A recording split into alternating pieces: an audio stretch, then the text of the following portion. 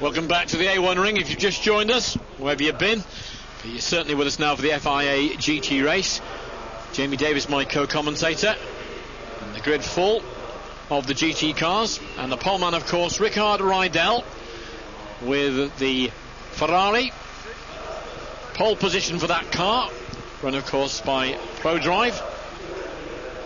And there the standings in the championship. Bouchou and Belloc have effectively already won it. You've just got to turn up and race, because if you don't race, apparently, then that championship will not be theirs. But they have sufficient points to be certain of it. Lavra competition, not yet clinched the team championship. Almost. Mr. Storm, of course, down a little bit this year, in fourth place there with only 28 points. Two classes, GT and NGT. We'll be hearing very shortly from Ricard Rydell, who in the Super Pole competition, it was the top 6 in GT and top NGT, and effectively shooted out one lap only, an out lap, a fastest lap, and or a fast lap, and then an in lap. And there is the Ferrari 550 Maranello. And the Swede Rydell won 30.856 in practice. Pole the car, 19-year-old Jeroen Bleekemolen with the Chrysler Viper Car Sport Holland car, starts alongside him. It's very hot today, and also you're driving with Peter, who's going to have a very busy day driving in the SPC as well.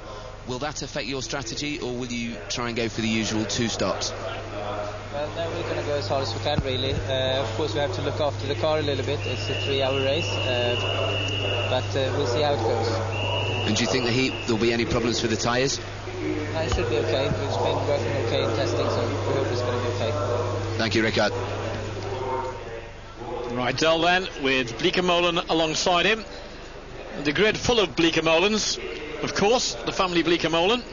On the second row of the grid, you can see Julian Bailey's Lister Storm, but that is Jeroen Bleekemolen's car, 1:31.007. He was fastest in actual qualifying before the Super Pole shootout. See there all of the tubing inside of the car, and also the heat shield over the windscreen. It just gets incredibly hot on these cars, and they do anything they can basically to keep the heat out as long as possible. In the last free practice session before qualifying, the Lister Storms were quickest and second quickest. Julian Bailey, former Tyrrell Grand Prix driver of one time. See on the side of his crash helmet there, the side Cavendish, that they were sponsors when he was in Tyrrell, and he's carried them with him for many years. You know, Paul Carnill and his family from Nottingham. Cavendish, big Julian Bailey fans. Nice to see somebody with a sponsor they keep with some longevity. Most definitely, yeah. As it was in Budapest. Do you have any special tactics to cope with the heat? You know, Thierry make a good qualification, and he take the start. He drive 1:20. He's fit for success for that. And after that, I drive nearly 1:40. We have a lot of problem this weekend on the qualification, with the gearbox and with the brakes. Now everything looks okay. I think we can make a good race. Thank you, Michael. Michael Newgarden, who will co-drive with the man who will start, Thierry Perrier. So, Rydell, he will start. Bleekemolen starts, Bailey starts, Christophe Bouchou, who's already won the championship, he will start. Jamie Campbell-Walter will start. Bleekemolen Sebastian will start, and Hampton Michael later. The NGT cars, Luca Riccatelli, 14 points in the lead of the NGT championship, fastest man there on the fourth row of the grid. Peter alongside him, Jürgen von Gartzen on row 5, Tim Sugden, Bradford man, loads of experience and loads of pace on the next row, and Otelli and Dumez, who had problems in scrutineering after practice, they start their times not having been allowed on row 6. Porsche 996 GT3Rs dominating the NGT shootout. So away they go. Wind round this circuit, ready for the start. of the FIA 2001 GT Championship race.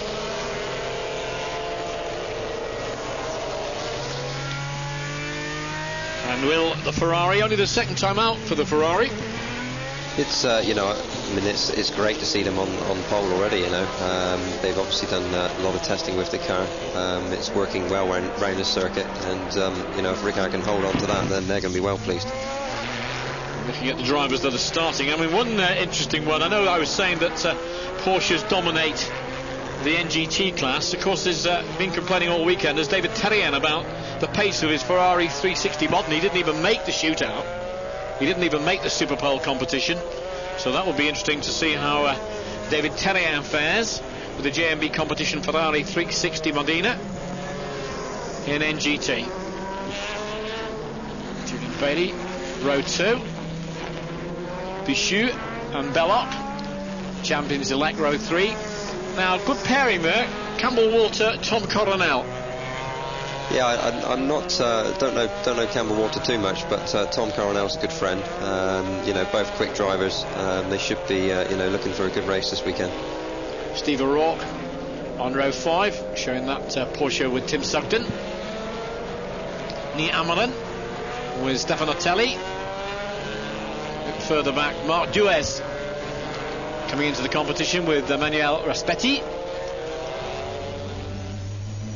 Boris Driesberg, nice to see him involved in the competition on row 8. And there's father and son involved in one of the teams here, and that is Horst Felbermayr, both senior and junior, sharing the Proton competition car, the Porsche 911 GT, with Christian Ried, Austrian father and son. David Terrien, there you are. See row 13 way back with the Ferrari and NGT. Russian team in Fleischer Motorsport colours in the Porsche. The grid extending a long way back. This is round 8. You see them frantically trying to warm up the tyres and keep the heat and the temperature into the brakes.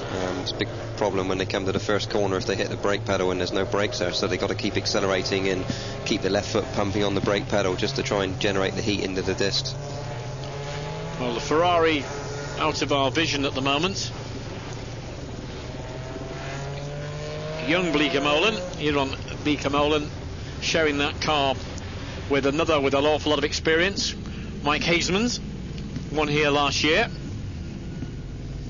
but now in a Chrysler Viper. There's the car of Bichou, the Paul Belmondo cars 11 and 12. Very slow rolling lap. Now the pole car is supposed to control the pace as they come round onto the, well, they're onto the start-finish straight. There's a third lister out, but more on that with Jean-Pierre Jarier down a little bump as if to say, you know, let's sort this out almost before the start. But that Ferrari is away very, very quickly. And Ricard Rydell with the lead into the first corner, and in fact the first two got a good move there. It's Campbell Walter is back in what, 6th place at the moment. Julian Bailey in 3rd position as they all go safely through the first corner. We're on board with Jeroen Bleekemolen, the Dutch driver with the Chrysler Viper, but he's a Dutch driver who's looking ahead to the Ferrari, the Banbury-based Prodrive Ferrari, who are looking for their first victory. Ricard Rydell will share it with the Dutchman Peter Cox, the car that is, and Bleekemolen, who was fastest in qualifying before the Super Pole competition, is in 2nd place. Julian Bailey in 3rd. The other Lister Storm just moving up into 5th place there. So Jamie Campbell Walter on the march already, and that is Sebastian Bleekemolen, who has started the race in the other Team Carsport Honda car, the other Chrysler Viper. But straight to the front then went the man in pole position, Ricard Rydell.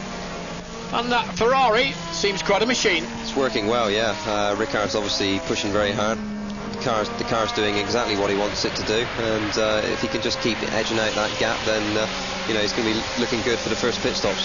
That, of course, is going to be very much a customer car. Dave Richards was saying at the last round, somebody out there that wants to get Jamie Davis into a car rather than in our studio. You can buy one of those and stick it. Would you like to be in that one? Most definitely, yeah. Nothing like driving a Ferrari, maybe. Exactly. The very word conjures up the imagination. But the Chrysler Vipers will have their say undoubtedly too. Julian Bailey still with third spot. So it's Ferrari at the moment, leading from Chrysler Viper, from Lister Storm, from Chrysler Viper, from Lister Storm, from Chrysler Viper. They're all in there, aren't they? Yeah, Sebastian Bleekemolen in 6th place at the moment, but it's the young 19-year-old Bleekemolen who shares his car with Mike Hazemans. 3 Bleekemolens out there. This one, a very quick young one. And Julian Bailey is a little bit nearer to him on that lap. And Bouchou, who is only 6th fastest in qualifying before the Super Pole and then moved up a bit to 4th, he's going to be under pressure very shortly from Jamie Campbell-Walter, I think. That's right, that's right. He's obviously got to be careful. He just needs to keep scoring points. He's obviously taken the championship already, but just needs to be out there and just keep the car safe, really, and just keep it moving forwards. Apparently, according to some of the rules, he just needs to make sure he doesn't catch flu or anything and misses one of the rounds. Pity after doing so much hard work to clinch a championship after round 7. Now, it looks to me... Definitely closing a bit. Yeah, Bailey is getting closer all the time to Jan Bleekemolen.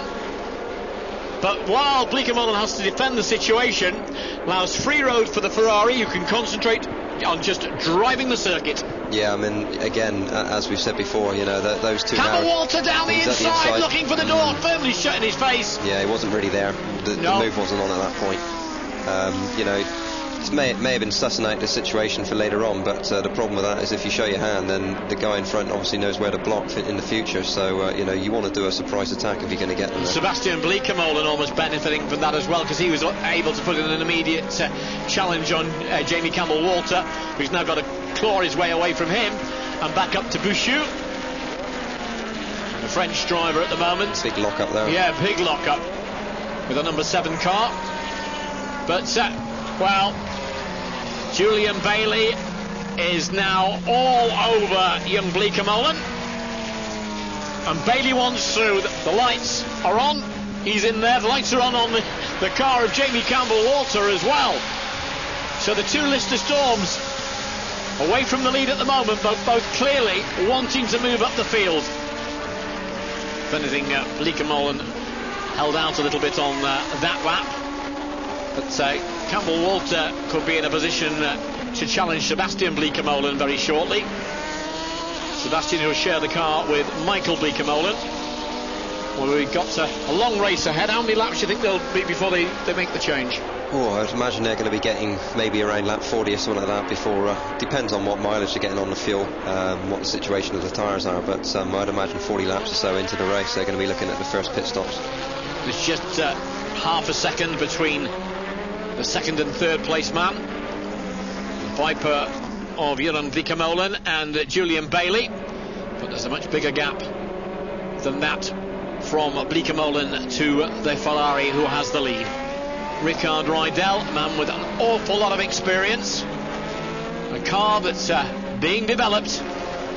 1:31.080, fastest lap there. We're aboard with Rydell. And those of us who haven't got the luxury of being racing drivers like Jamie Davis, or having the money to buy a car like this, can at least enjoy the ride. I'm sure Rickard Rydell is enjoying it at the moment.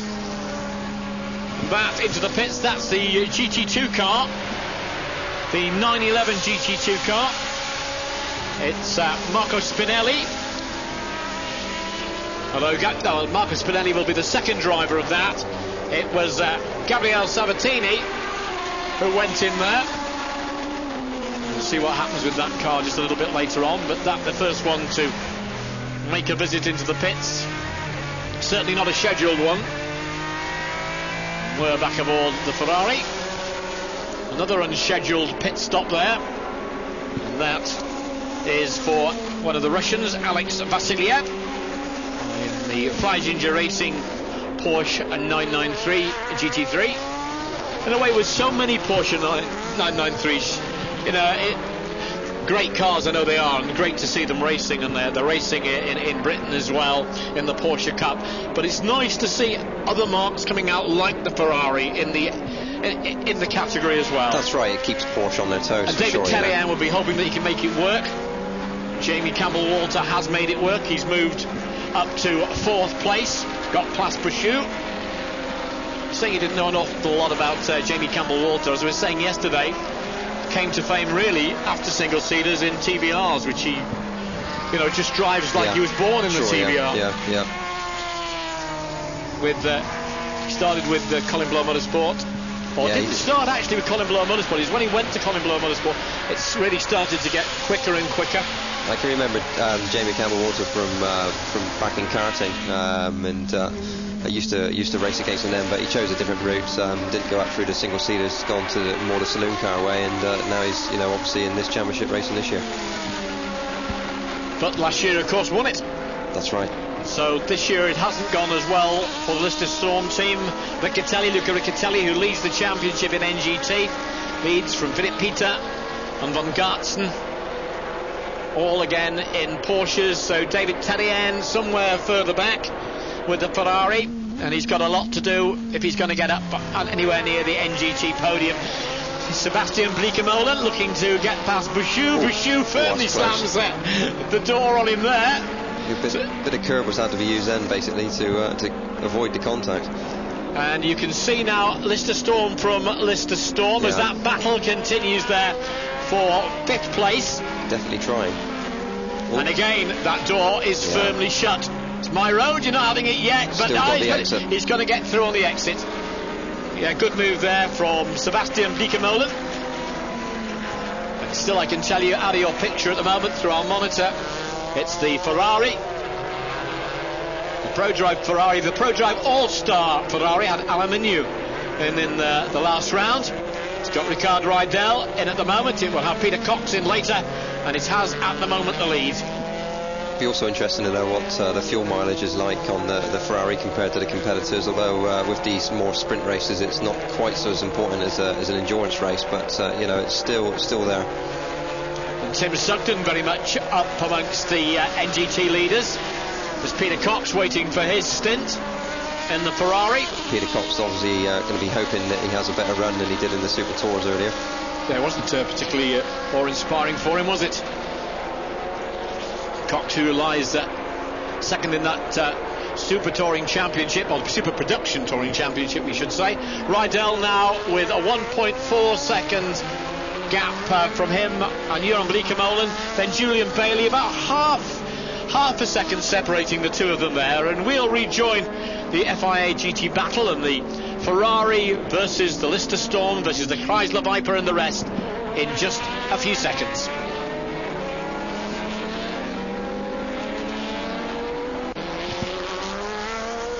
But 36 minutes of the race gone, and you're looking there at the two Chrysler Vipers, both with Bleekemolen's in them. And it's the Bleekemolen the younger who leads that little battle for 4th place at the moment. But after 23 laps, Bailey has gone through into 2nd place. Campbell-Walter through into 3rd place, but still the Ferrari right at the top of the leaderboard. That's Sebastian Bleekemolen. And there the battle amongst the NGT cars. Still led in NGT, by the way, by the man who has been leading throughout, the championship leader, Luca Riccatelli. Whereas Dieter Cuesta waiting when they make the handover. 52. Tim Sugden with the EMK racing car that is shared. There is the leader of NGT just briefly in the Red Bull car. Luca Riccatelli, Italian driver, pole man in NGT in the Superpole shootout. Fastest also in the ordinary qualifying before that. Just engaging now in a bit of lappery. Clearly the class of the field in NGT.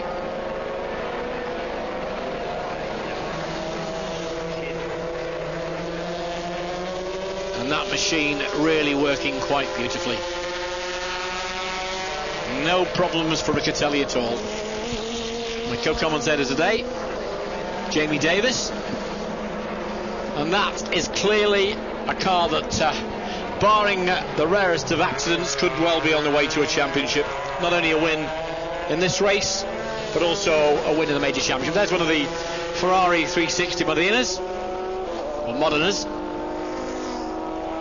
And it's the other one that David Tellien is in.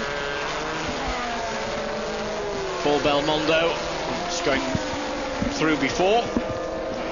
Two Paul Belmondo racing cars.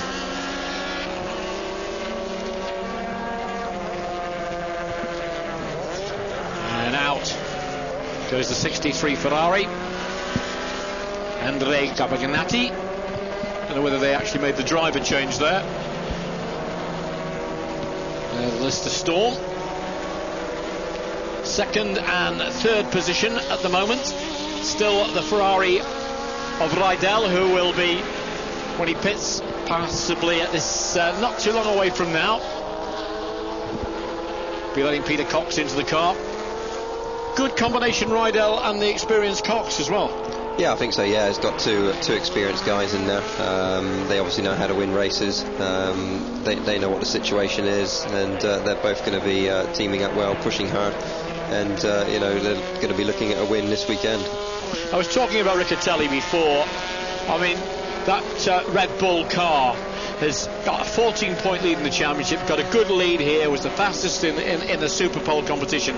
Driver and car, obviously, car well set up, and driver a great combination. Yeah, great combination. Obviously, the team have obviously done a great job with the setup on the car. They've done a good preparation. And then with a driver as well who can consistently score the points and keep the car on the road, then you're looking at a good situation for the championship. Running overall 11th, leader of the NGT category, and there is Julian Bailey. So Bailey and Campbell Walter in second and third place. 57, who we saw briefly there, Stefano Telli.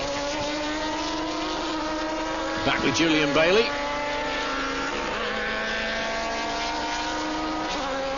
And the Ferrari now having to wing its way with a considerable amount of lappery. And Bailey has gone through into the lead, so what happened there during the lappery is that it concertinaed up, and suddenly the Ferrari is no longer in the lead.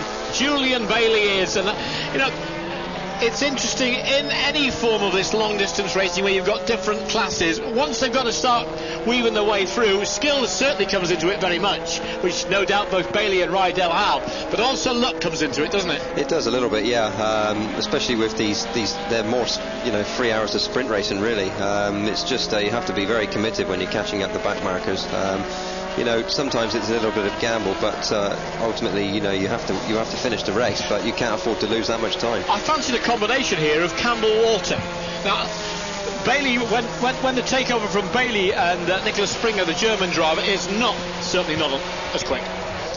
Whereas I think that you might find Campbell Walter, and sharing that car as he is with another pretty darn good driver, I think we might see Campbell Walter, although he's about 5 seconds adrift of the leader at the moment, we may see that Lister Storm really challenging later on. Yeah, I mean, there's no doubt that I think it's Tom Coronel is Campbell Walter's teammate, and who's been a winner at this circuit in times gone by. I mean, Tom's been around a while now. He's an experienced driver, knows obviously how to get the best out of these type of cars, and they're looking at it as a good situation, obviously, for the rest of this race. But at the moment, it's Julian Bailey who's gone into the lead. Remember the time when Bailey was in 3000, then with Tyrrell, that perhaps wasn't at that time the most competitive of Formula One teams to be in. Big mate of his was Perry McCarthy, of course, who had a brief flirtation with Formula One.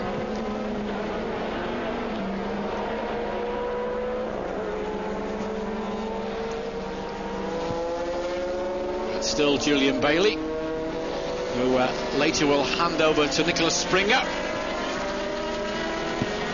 Goes past Babini there. Fabio Barbini in the Art Engineering Porsche 993R. Very, very important to keep your concentration. It's Bailey, Rydell, Campbell, Walter. I don't think Rydell will be too worried at the moment, you know. I mean, he's still right there. Anything can happen. They can catch up another back marker, and the position can they can swap again. So, you know, it's just about how they catch the back markers at which place on the circuit, really. You know, if you catch it as you're going into a corner, then you're going to lose time. But you catch them on the straights, and obviously it makes life a lot easier. There's Bouchou, the man leading the championship. It's the other Red Bull car of Fabio Mancini,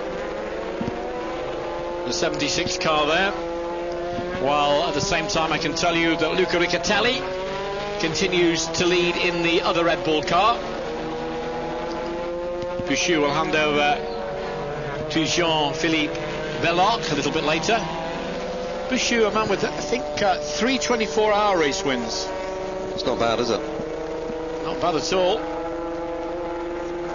And with this championship already under his belt. So Campbell, Walter and Julian Bailey.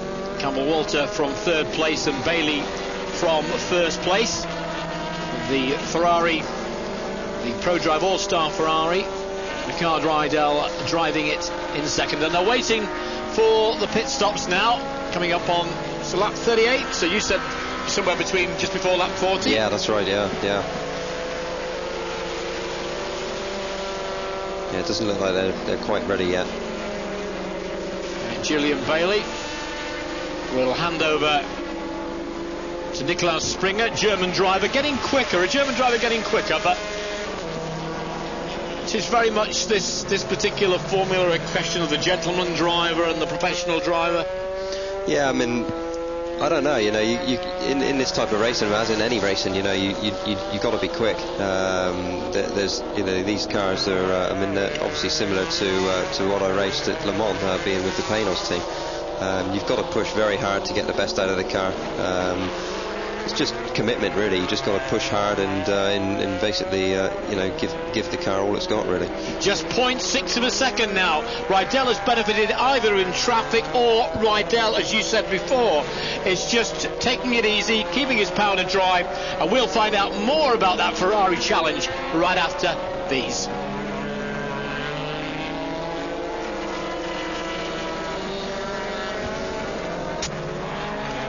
We rejoin the ring at 36 laps, 55 minutes, as you see in the top of the screen there, with Julian Bailey still with the lead. The Ferrari in 2nd place of Ricard Rydell. Pit stops very shortly, I'm sure, to be made. Yes, they're waiting in the Ferrari pit there. Ferrari team already, yeah. Now, these aren't like Formula 1 pit stops at all. I mean, there is a limited amount of personnel able to be used. They've got to put the fuel in first. They can't touch the tyres until they put the fuel in. Pit stops regularly about a minute, unless something goes wrong, and they could be longer. Very little of a gap between Bailey and Ricard Rydell. Lister Storm from Ferrari. Jamie Campbell-Walter just a bit behind the Ferrari, as well as the Ferrari comes into the pits. And I think they'll make the driver change as well. Peter Cox, who, as we were saying before, be hoping for a much better race than his super production race, where it all ended very early for him. He'll take over from Ricard Rydell. Obviously these pit stops are not as fast as Formula 1, but just as critical, you know. Did we? Yeah, I think we saw the Lister Storm go in as well at the same time. So Bailey into the pits at the same time. Be interested to see which one comes out first. And Campbell-Walter, I can tell you that I think Campbell-Walter, we're getting news from the pit road down there, I think he's headed in as also. Yeah, they're in. So the Lister Storm's in. The Ferrari's in. That's Bailey. And now it'll be the turn of Niklaus Springer to drive. Peter Cox to drive the Ferrari. Change the front wheel now. About a minute is the time usually in the pit road for this. The Vipers are in. That's the young one getting out. Jürgen Bleekemolen, 19-year-old, he's out. And pretty quick guy getting in as well, Mike Hasemans. And well, no, that isn't the lead, that is the other Red Bull car coming in for the change. That's Mancini. All happening at the same time. The Ferrari is out. The Ferrari is back in the lead. It is, yeah. The Ferrari is back with what looks like a considerable lead. It does, yeah. I mean, there's Bailey coming out now, and he's still got to come out. He's now out of the pit, but that's the car of Bailey. We should say it's Nicholas Stringer coming out, but Springer's got a lot to do because this Ferrari's going to go quick. I'm certain of that. Do you see what I'm saying about Campbell Walter and the combination that they have in that team? That could be the car that could challenge now, because Tom Coronel is no slouch at all. Not at all, no. Tom's, like I said before, experienced guy, so he's going to be getting the best out of that car for sure. And that will be Tom Coronel. Yeah, that'll be him when he gets out.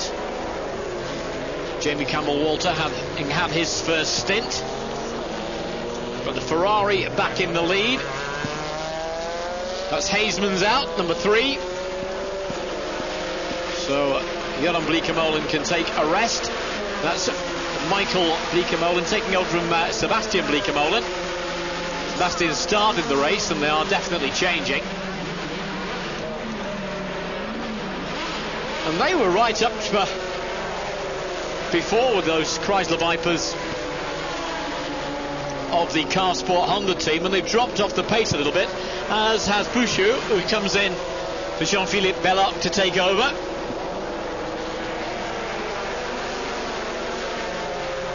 Marc Duez with the other Ferrari. Oh, anywhere will do with that wheel. It rather won't if it starts to roll away. I think they may have had something of a problem there. And that is rolling away. Sort of a panicky sort of pit stop, this one, for Sebastian and Michael Bleekemolen. It's normally the single mechanic on each side of the car, so obviously they having to do the front and the rear, just having to move as fast as they can. Normally they just chuck the tyre away, obviously, once it's off, to get the new one on as fast as possible. Well, all starting to develop around the pit stops. And be interesting to see just how this develops under the four Belmondo cars in at the moment. The change being made there. Vincent Voss about to vacate the car, and news in my headphones comes in that at the moment it's still very much the Ferrari in the lead. We have a monitor screen that can pick up everything else that's happening, as well as the pictures that you're seeing. And of course with me I've got Jamie Davis as Bavini goes through. Tim Sugden was up into second place in the NGT class a little while ago. So this little battle a little bit further down the field, but there's the Lister Storm.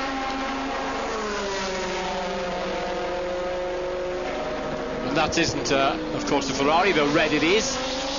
It is in fact the 5 Ferrari. It's the 5 Ferrari that of Marc Duez now, who's sharing it with Emmanuel Nespetti.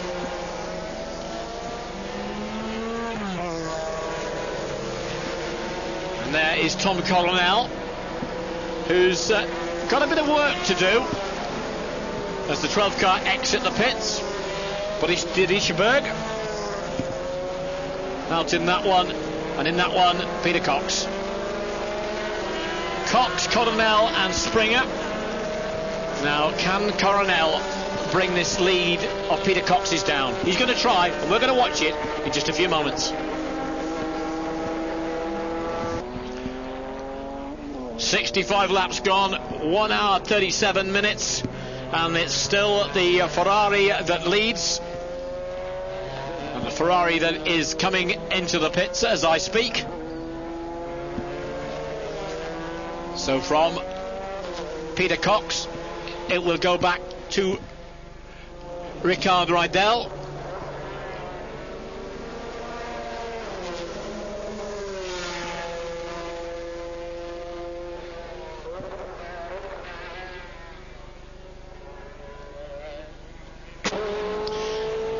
apologies for that. It is 1 hour 37 minutes.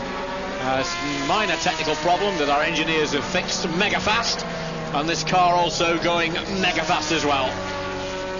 Peter Cox, but the gap now only down to 4.8 seconds from Tom Coronel. We were right. Coronel and the Jamie Campbell-Walter partnership are closing in on the Ferrari.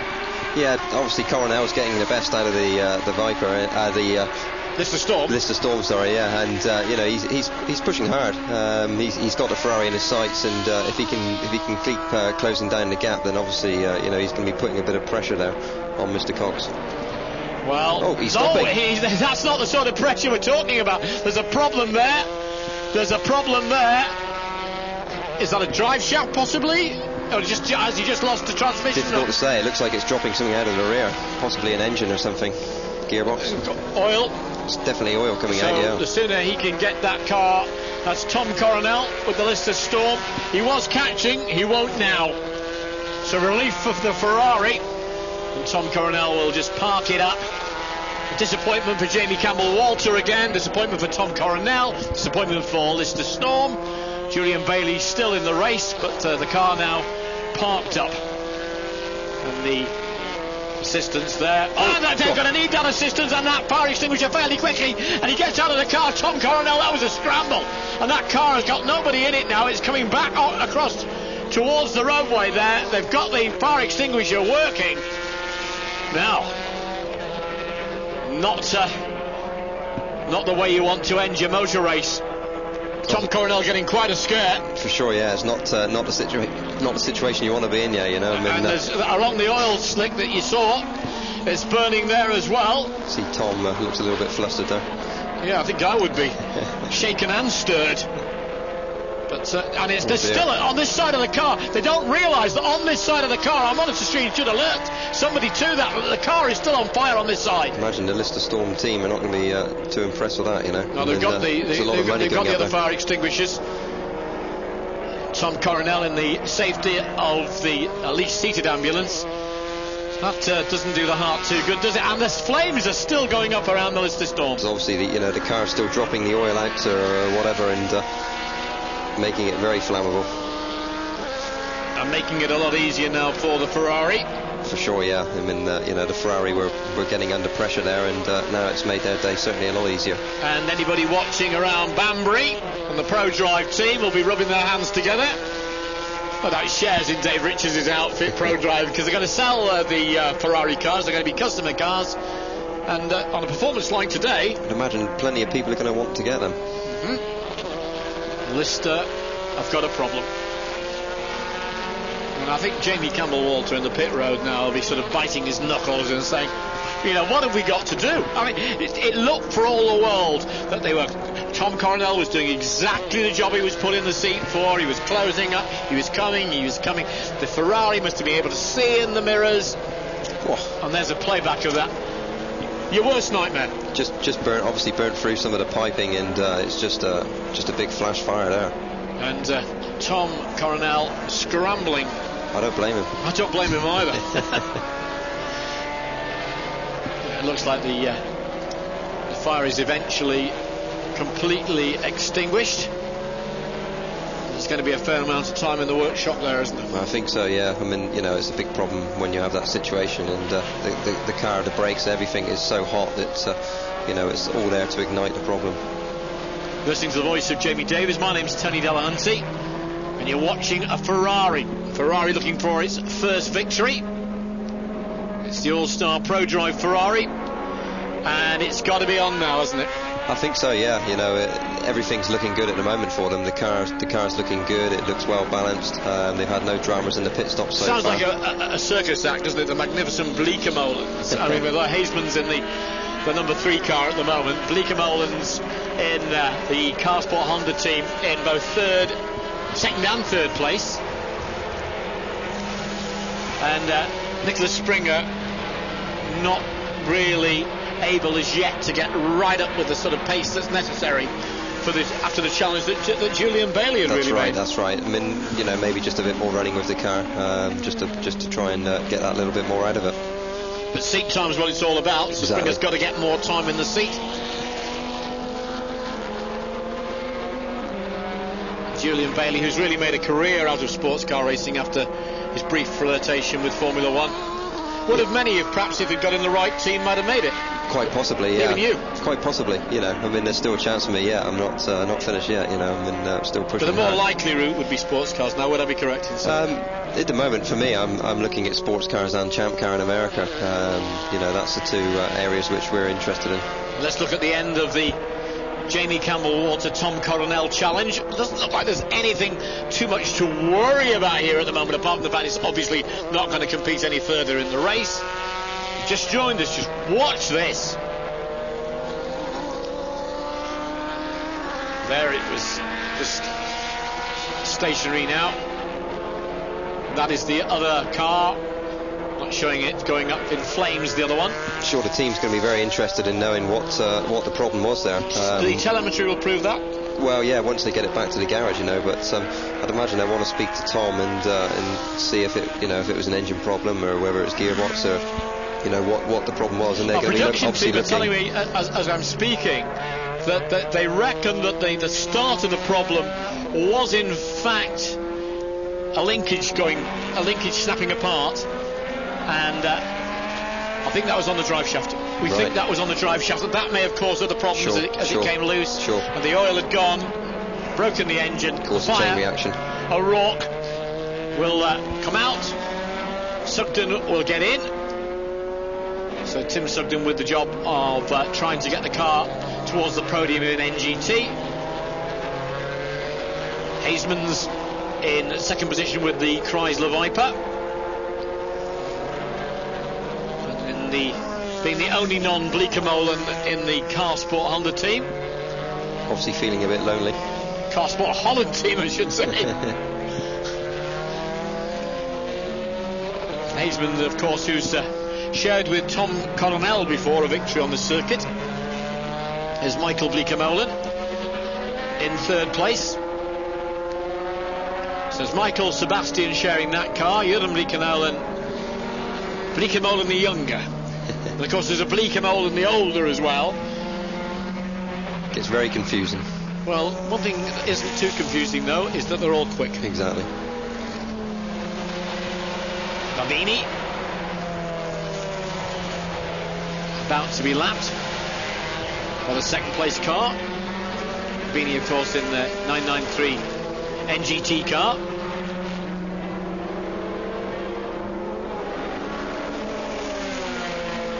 And you know, anything could happen yet. The reliability, though, the Ferrari was tested, I think, at full race distance at Dijon before this event, and the reliability not seeming to be a problem either. That's right. Most of the teams, obviously, these cars have been tested. So they quite often do race distances just to see what the problems are. I mean, the design which goes into the car is it's a lot of work in the background which most people don't get to see.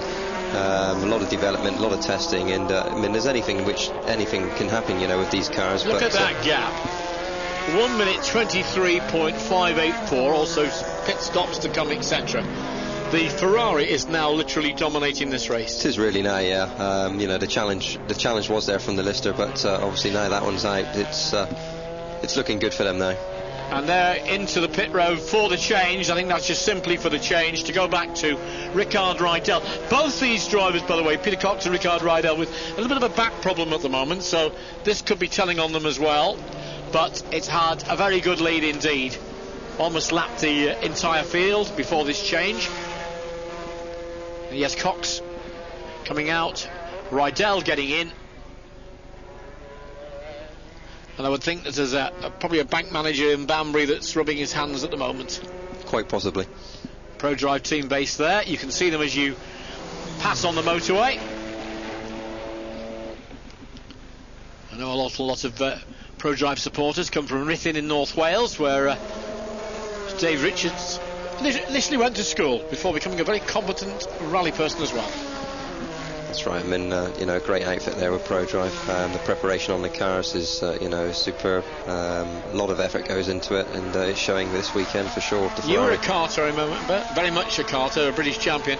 Jamie Richards, son of Dave Richards, was a karter, and I tell you what a style he had. It was really quite thrilling to watch. It was like a rally karter. It really was very quick. But, is this taking a bit more time than we thought? I'll tell you that I think amongst the NGT class, and I'd like to check on the leader of that class at the moment, I think the Ferrari of David Terrien is going for the first time quite well. Now let's hear from this man. What has he got to say? He's had a scorching time, literally. Tom, we saw some very spectacular pictures there. Firstly, are you okay? Yeah, I'm all right. I just feel like a little burnt in my suit, but for the rest, I don't think there's a problem. It was a really short time. I could smell the fuel because the prop shaft broke, and I could feel the vibration coming. It was already some laps before. I already radioed, and then it just broke. But yeah, then I could hear the fuel. But first I had to put all the buttons down because otherwise it keeps on spraying fuel. And then I got out of the car. Yeah, it's a pity because we were catching up the leaders. We were nearly there. Thanks, Tom. Tom Coronel, what an experience for him. And, you know, from the possibility of victory to disaster, really. It's not the situation you want, obviously. Well, the 3 car of the Chrysler Vipers, Car Sport Holland, continues on its way. And of course there has been a change, so we'll see a leaderboard change as well. But there are more pit stops for others to make. Ferrari having made theirs.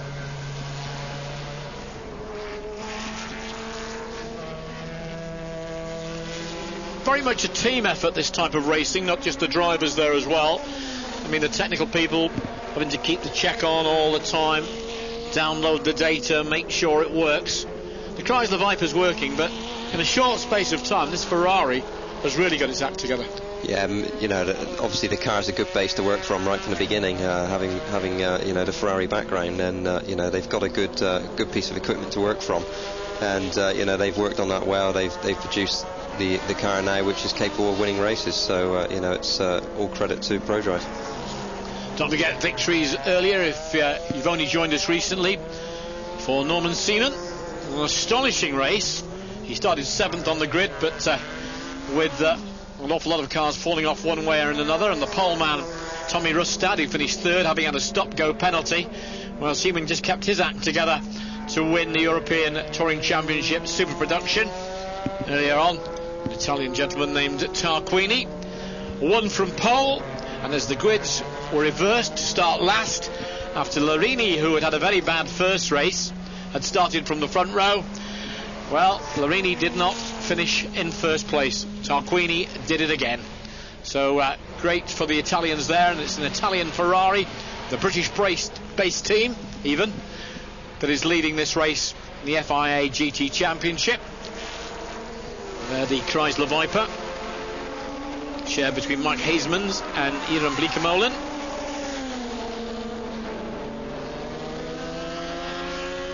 Beautiful day.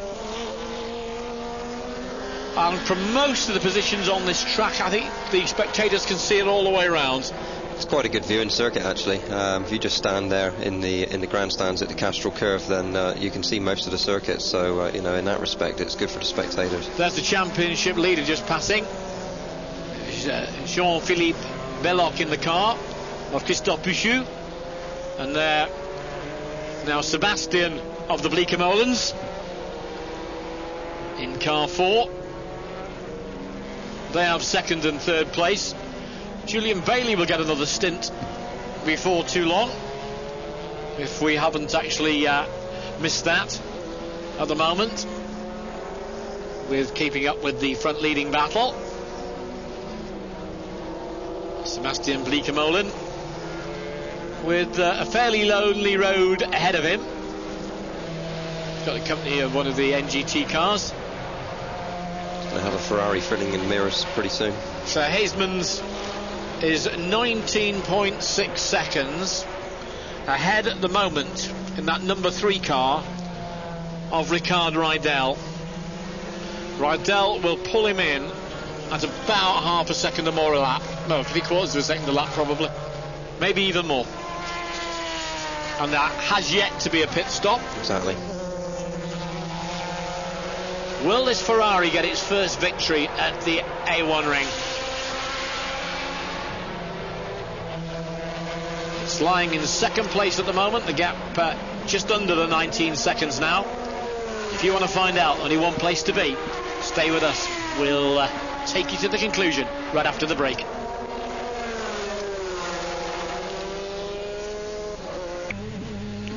We rejoin the race on board. Rydell with the lead, just counting down on the clock in that top corner of your screen on the left-hand side. Just over 10 minutes to go.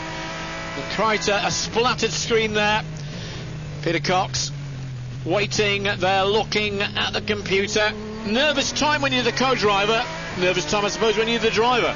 Yeah, I mean, this is the time as a driver where you start hearing all of the noises, which probably are not anything to worry about. But when you're in this situation, you know, you're always concerned with any type of noise from the engine or gearbox or, you know, any of the transmissions. So you know, Ricard's going to be concentrating on that, but also just trying to keep the car smooth. And you know, with these 10 minutes to run, then he's looking in good shape, really. Bleekemolen in second place. Jeroen Bleekemolen. Oh, and that is Bouchou, who's won the championship. Can also, anyone can make a mistake. He's a little bit further back down the field, but I don't think he's too worried about that. Just get through to the finish. And the Rydell Cox partnership, with less than 10 minutes to go, likely to win the race. If not, of course, the championship, because that will be Bouchou and Bellox with the Chrysler Viper. Little lights on there at the front.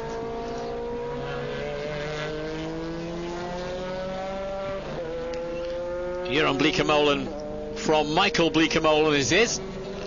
In second and third place. Julian Bailey back in the Lister Storm is in fourth place as I speak. Now when you've got a splattered windscreen like that, you have got wash white wipers on it. Is it dangerous to put them on? Oh, that was playing back with the Bouchou. Yeah. It is dangerous sometimes. I mean, if you can make do, then I personally prefer to, you know, just to leave it so that it's not smeared, because that is the biggest problem. Because not only is it flies, obviously, which are stuck on the windscreen, it's also a lot of oil, a lot of dirt from the other cars. And as soon as you start putting some water and some soap with the wiper on that, then it just tends to smear it, and obviously then it just makes matters completely worse. So if I can make do, then normally I would leave it like that. One person who will not be making do of any points in this is the NGT Championship leader, Luca Riccatelli, with a problem with the mixture there between water getting into the petrol or whatever. Certainly problems for that Porsche 996 to look dominant earlier is out of the race, and I'll tell you who's leading it. A Ferrari in NGT, the one of David Terrier. So it could be a Ferrari double. So sort of Italian links all over the place here, isn't it? Possibly their weekend, I think, this weekend, the Ferrari. An Italian, Tarquini, wins both the Super Touring Car races. Mind you, a German won the That's right. production touring car race. And here it looks like a Ferrari heading for victory, be it a Ferrari being looked after, of course, by a very British team. Exactly. Julian Bailey in fourth place. And all clear ahead for Ricard Rydell. Good partnership with Peter Cox. Cox, who probably fancied winning the having a double and winning the super production as well, didn't fare very well in that one, coming off in an accident very early on.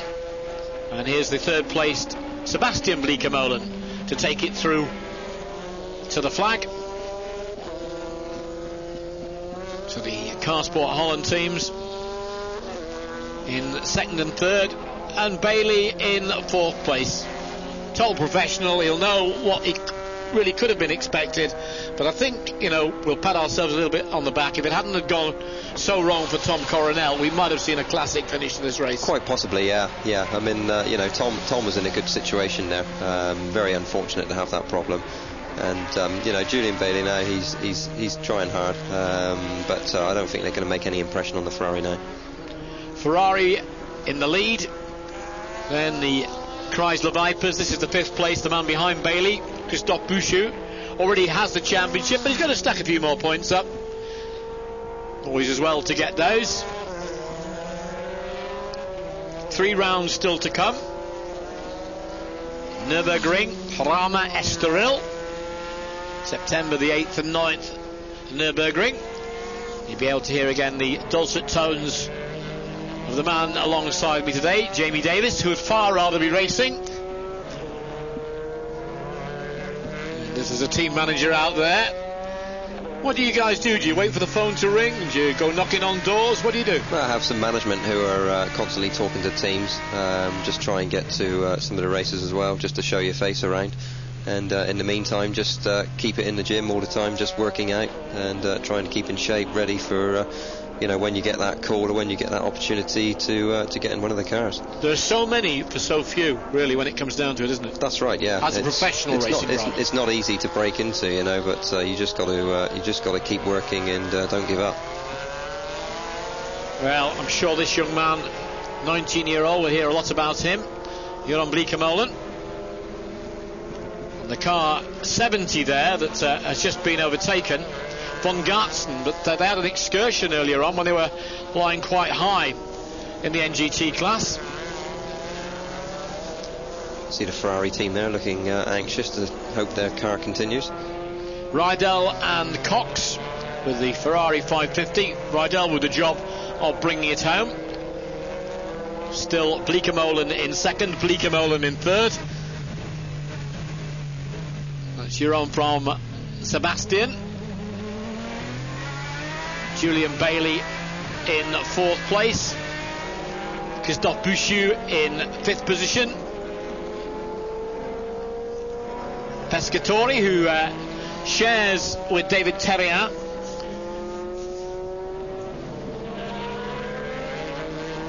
I should say David, really, who's the French, shouldn't we? Not David. David. I'll leave that to you. Okay. I thought David was Welsh. Well, it's the Gaelic, isn't it? So Ferrari leading in both NGT and overall in the race. And from Niamarin, a gap of 7.654 seconds. And Luca Riccatelli, who had been leading in his Porsche 996 GT3R, must be saying to himself, well, this was my race, and it isn't. Very frustrating. The clock ticking away, and Rydell now just making sure he gets everything right. Nicholas Larini could give him perhaps a bit of advice now, couldn't he? Please. Don't want to remind Nicholas too much about that, but he went off when it looked like he had an unassailable lead. Yeah, but that's not what you want to do, It doesn't really need to try that hard now. Just needs to bring it home. Just keep concentrating. Pierre Cox there saying one more lap. That's right, yeah. One more lap. Yeah. Well, there's more than one car packed up on the very last one. We're riding with Ricard Rydell.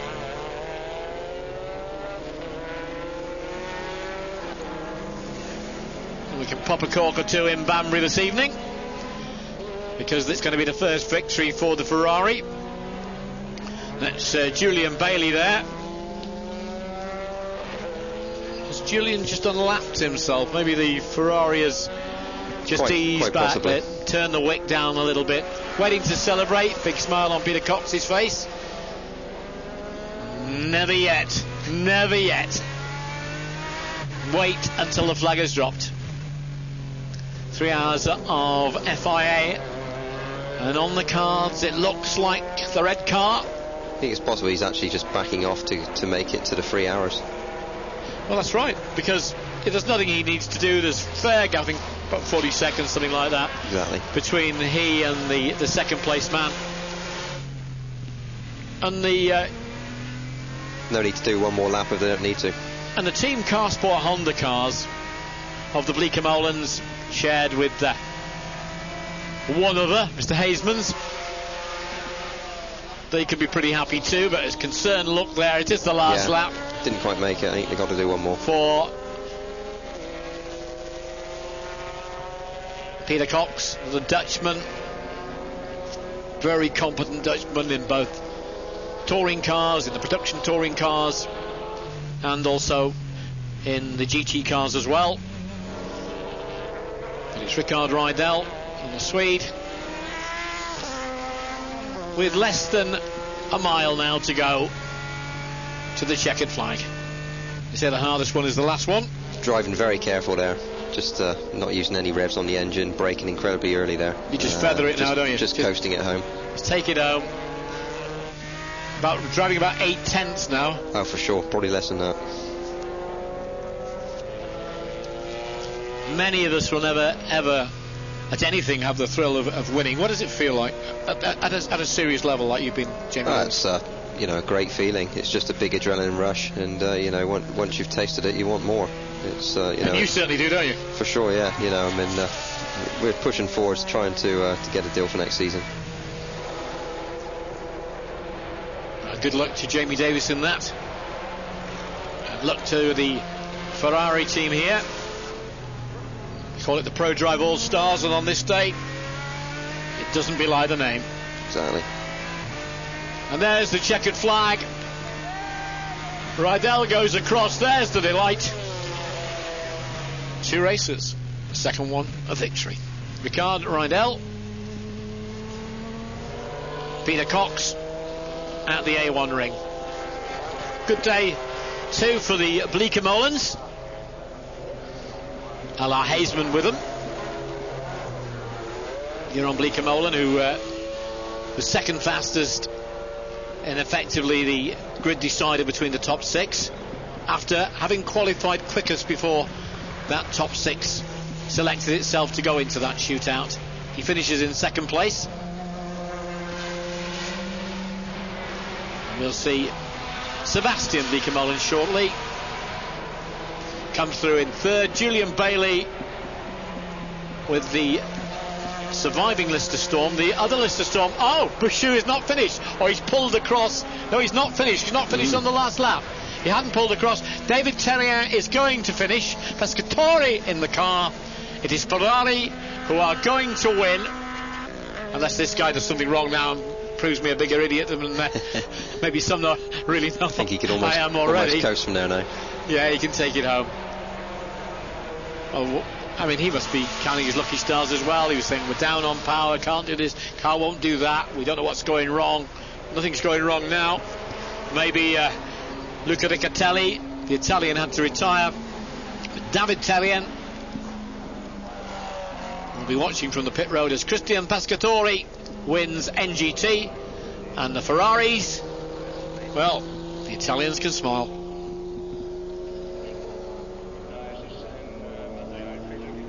Very significant for the Ferrari 550 Maranello car.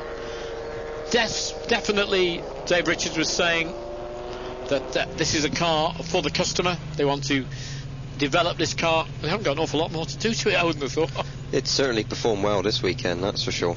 You know, they couldn't have asked for any better, really. You know, the only one other thing is this circuit is particularly special, a lot different on the setup than most, so you know, it's still to see if it can go as well in other places, but certainly proved the better this weekend.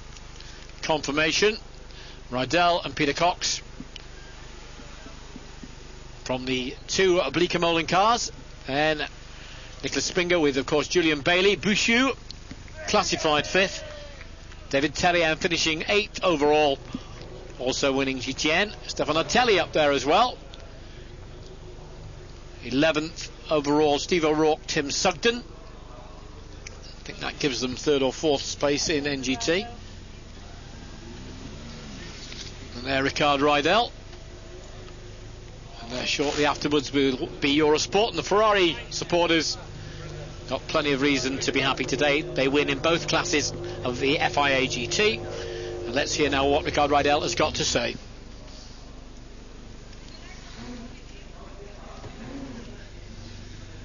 Rickard, in only your second race and the Pro Drive team's second race, that's a remarkable achievement. We're very, very happy. I mean, it couldn't go better for us. The testing went well. Peter and me, myself, they've done competitive times through our testing, and the team's just done a brilliant job, because we didn't do the Spa, and we tested for a couple of months, and the car is just much, much better than it was at Hungary when we first tried to be there. So I'm just really, really pleased, especially for the whole team. So hopefully for next year as well, you should be in position to challenge for the championship. Well, we'll see. I think there'll be a few people interested maybe in the car, and there is a few cars for sale next year, so we'll see. Thank you, Ricard. Well done. Well, they won it. We'll have to get a car. Ring your bank manager. So the Ferrari with victory. Peter Cox and this man, Ricard Rydell.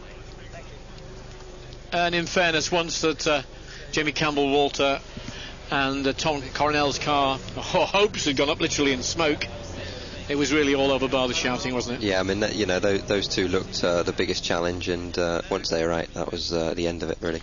So Duez is in third place in the championship. You can see Belloc and Boucher there, as we've been saying throughout the programme. Two French drivers already got the championship well and truly won. Bleeker Molins are up there as well. Jamie Campbell-Walter, after doing so well this year, what bad luck he's having. It's a back marker in the last race. This one, the car goes up in smoke. Lister Storm back in 31 points in third equal place with Paul Belmondo Racing. Labra at the top of that particular pile. And this car and its drivers, Ricard Rydell and Peter Cox, on top of the world. Literally in the FIA Championship at the A1 ring.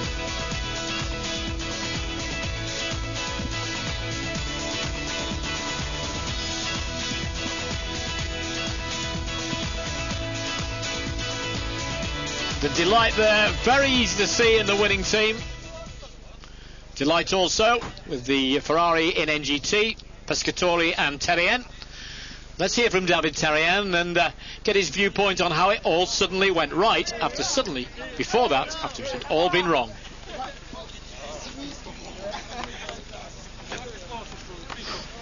Okay. It's okay.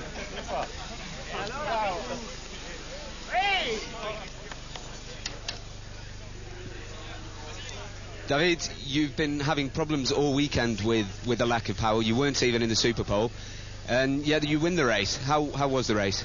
It was incredible. We pushed very, very hard. We knew that we had to push all the race, and we did a good setup on the car this morning on the warm-up. We improved the car a lot, so we didn't have any problem with tires. The tires were very, very good along the race, so we didn't have to change the tires.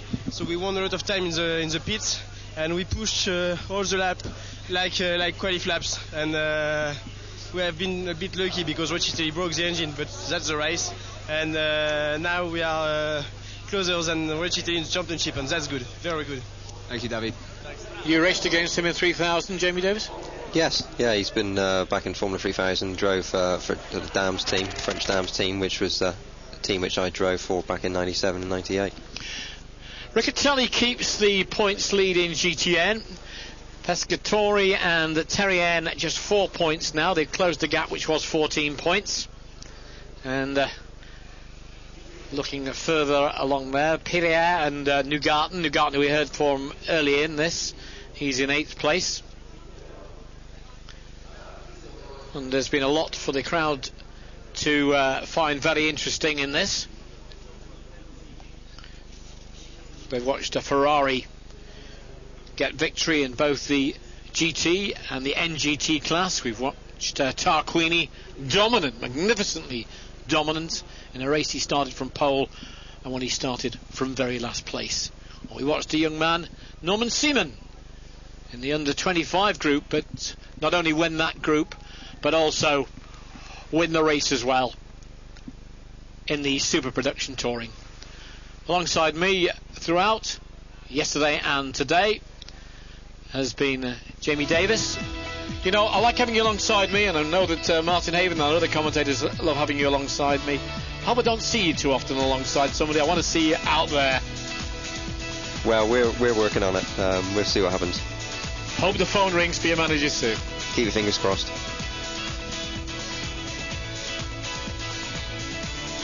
Well, that's about it from us. Don't forget the next round from the Nürburgring. This was when it all went up in smoke, nobody hurt. Tom Coronel scrambling clear. Well done to Ferrari, well done to the winners today. For me, Tony Delahunty and Jamie Davis, bye-bye.